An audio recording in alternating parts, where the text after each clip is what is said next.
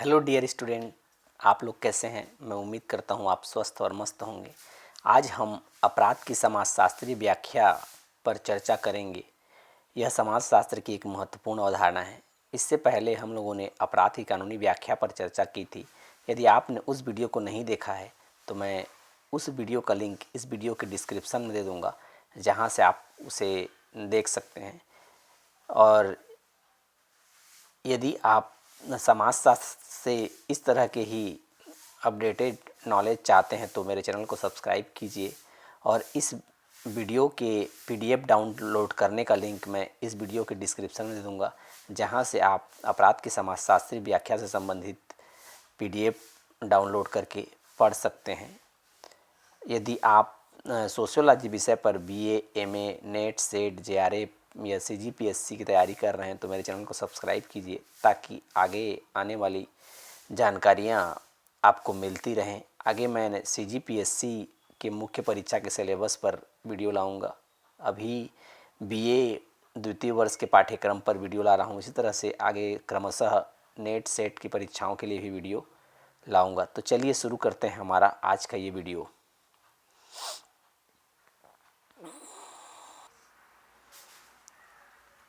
अपराध की समाजशास्त्रीय व्याख्या साधारणतयः सामाजिक दृष्टिकोण से अपराध का तात्पर्य असामाजिक कार्य तथा समाज विरोधी व्यवहार से है करने से है।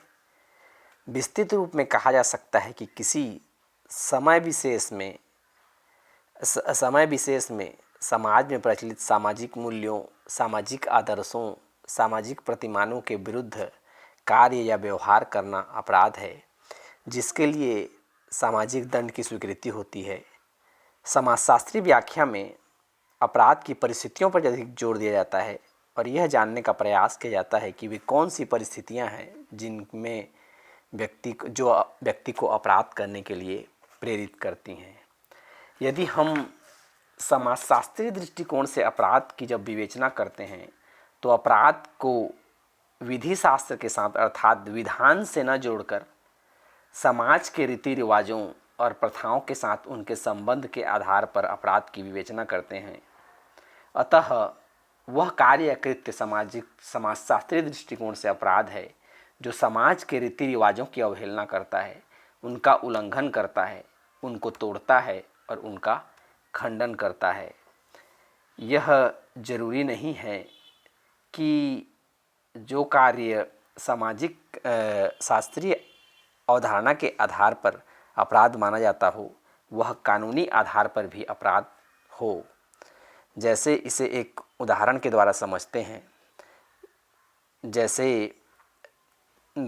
भारतीय समाज में चलने वाली मृत्यु भोज की प्रथा, जो कि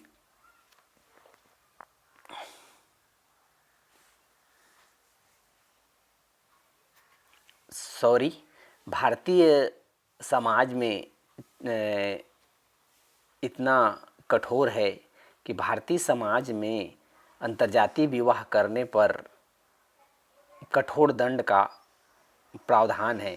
जिन समाजों में अंतर्जातीय विवाह को मान्यता नहीं है, उस समाज में अगर कोई व्यक्ति अंतर्जातीय विवाह करता है तो उसे समाज से बहिष्कृत कर दिया जाता है, जबकि इसे कानून के द्वारा किसी प्रकार का जो है आपराधिक कार्य नहीं माना जाता है। कानून के द्वारा अंतर्जातीय विवाह को मान्यता दी गई है। तो इस तरह से हम देखते हैं कि जब हम अपराध का समाजशास्त्रीय दृष्टिकोण से विवेचना करते हैं तो अपराध को कानून के साथ अर्थात विधान से जोड़कर, यानी विधान से जोड़कर नहीं देखा जाता, बल्कि समाज के रीति रिवाजों और प्रथाओं के साथ उनके संबंध के आधार पर अपराध की विवेचना करते हैं। अतः कोई कार्य यदि कानूनी दृष्टिकोण से अपराध नहीं है तो भी वह जो है सामाजिक दृष्टिकोण से अपराध हो सकता है। तो इससे अपराध की समाजशास्त्रीय अवधारणा से एक बात निकल कर आती है कि समाजशास्त्रीय दृष्टिकोण से अपराध क्या है।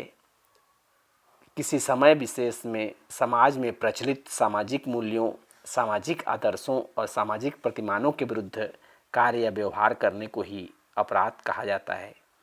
समाजशास्त्रीय दृष्टिकोण से अपराध की परिभाषा इलियट और मेरिल के मतानुसार समाज विरोधी व्यवहार जो कि समूह द्वारा स्वीकार किया जाता है, जिसके लिए समूह जो है दंड निर्धारित करता है, अपराध के रूप में परिभाषित किया जा सकता है। इलियट एवं मेरिल ने कहा कि समाज विरोधी कार्य जो कि समूह के द्वारा स्वीकार किया जाता है और जिसके लिए समूह दंड निर्धारित करता है, अपराध के रूप में परिभाषित किया जा सकता है। दूसरी परिभाषा माउरर के शब्दों में अपराध को सामाजिक मानदंडों का उल्लंघन मानते हैं। माउरर अपराध को सामाजिक मानदंडों का उल्लंघन मानते हैं। तीसरी परिभाषा क्लिनार्ड के शब्दों में अपराध को सामाजिक नियमों से विचलन मानते हैं। क्लिनार्ड जो है अपराध को सामाजिक नियमों से विचलन मानते हैं। किसी व्यवहार को सामाजिक दृष्टि से अपराध ठहराने के लिए 3 बातों को आवश्यक माना गया है। पहला, एक निश्चित मूल्य व्यवस्था जो किसी समूह के द्वारा मान्यता प्राप्त होती है। किसी व्यवहार को सामाजिक दृष्टि से अपराध कहने के लिए या अपराध ठहराने के लिए 3 बातों को जो जरूरी माना गया है। पहला, एक निश्चित मूल्य व्यवस्था जो किसी समूह के द्वारा मान्यता प्राप्त होती है। एक मूल्य व्यवस्था जो एक समूह के द्वारा मान्यता प्राप्त होती है, इसी समूह के एक दूसरे भाग में अलगाव या सांस्कृतिक संघर्ष की स्थिति, एक दूसरा समूह जो है इस निश्चित मूल्य व्यवस्था के विरोध में होता है, अलग रहता है उससे, या सांस्कृतिक संघर्ष की स्थिति में रहता है, जिसके परिणाम स्वरूप उस समूह के सदस्य उस समूह के मूल्य को मानने से मना करते हैं अथवा कम मान्यता प्रदान करते हैं और इसको भंग करने या समाप्त करने का प्रयत्न करते हैं। एक निश्चित मूल्य व्यवस्था जो किसी समाज का होता है, एक दूसरा समाज में समूह होता है जिसका दूसरे समूह के लोगों में उस मूल्य के विरोध में होते हैं, अलगाव या सांस्कृतिक संघर्ष की स्थिति होती है और उसके परिणाम स्वरूप उस समूह के सदस्य जो एक दूसरे समूह के सदस्य हैं, उस समूह के लोग उस निश्चित मूल्य व्यवस्था को भंग करने या समाप्त करने का प्रयत्न करते हैं या फिर उसे कम मान्यता प्रदान करते हैं। और तीसरा, इस निश्चित मूल्य व्यवस्था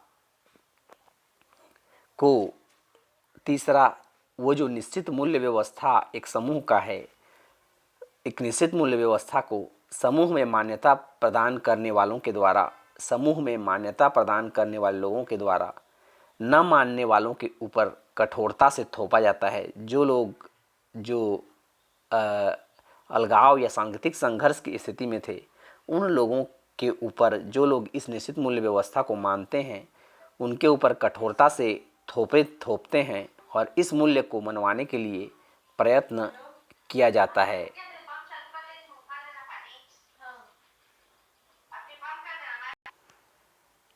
आगे सामाजिक या समाजशास्त्रीय दृष्टिकोण से अपराध के निम्नलिखित पक्ष हैं। पहला, अपराध सामाजिक एवं मानवीय संबंधों में बाधा उत्पन्न करता है। दूसरा, अपराध का निर्धारण प्रचलित सामाजिक मूल्यों एवं आदर्शों के आधार पर किया जाता है।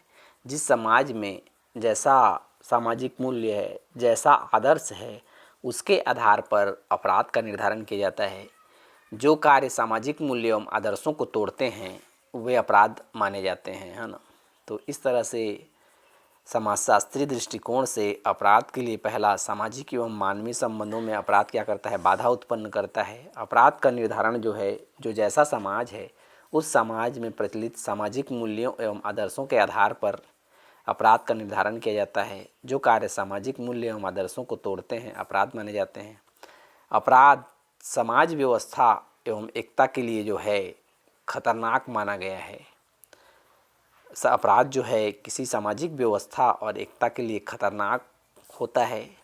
और अगला वह कार्य अपराध है जिसके प्रति सामाजिक प्रतिक्रिया हो, समाज द्वारा जिसके लिए विरोध प्रकट किया जाता हो, उस कार्य को अपराध कहेंगे। जिसके प्रति जो है समाज में क्या होती है, सामाजिक प्रतिक्रिया होती है और समाज द्वारा जिसके लिए विरोध प्रकट किया जाता है। जैसे यदि हम परंपरागत भारतीय समाजों की बात करें या वर्तमान में भी जिन समाजों में जाति व्यवस्था प्रबल है, वहाँ पर यदि कोई व्यक्ति अपने जाति से बाहर विवाह करता है, अंतर्जातीय विवाह करता है, तो समाज के द्वारा उसके प्रति प्रतिक्रिया की जाती है।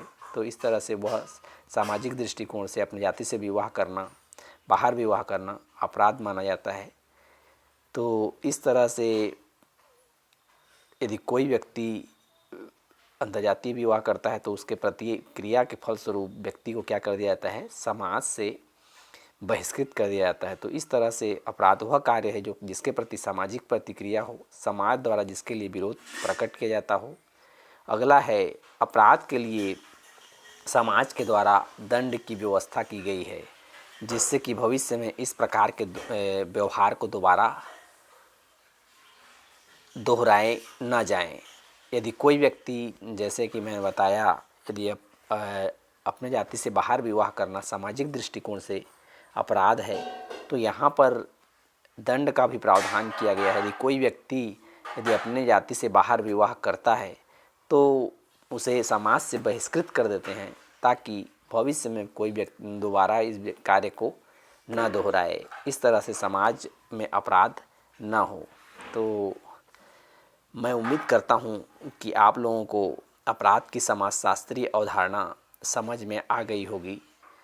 कुल मिला के अपराध की समाजशास्त्रीय अवधारणा जो है इस व्याख्या, अपराध की समाजशास्त्रीय व्याख्या जो है, अपराध की जब विवेचना करता है तो अपराध को वो विधि शास्त्र के साथ अर्थात विधान से न जोड़कर समाज के रीति रिवाजों और प्रथाओं के साथ उनके संबंध के आधार पर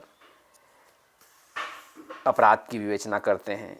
अतएव वह कार्य या कृत्य समाज शास्त्रीय दृष्टिकोण से अपराध है जो समाज के रीति रिवाजों की अवहेलना करता है, उनका उल्लंघन करता है और उसको तोड़ता है और उनका खंडन करता है।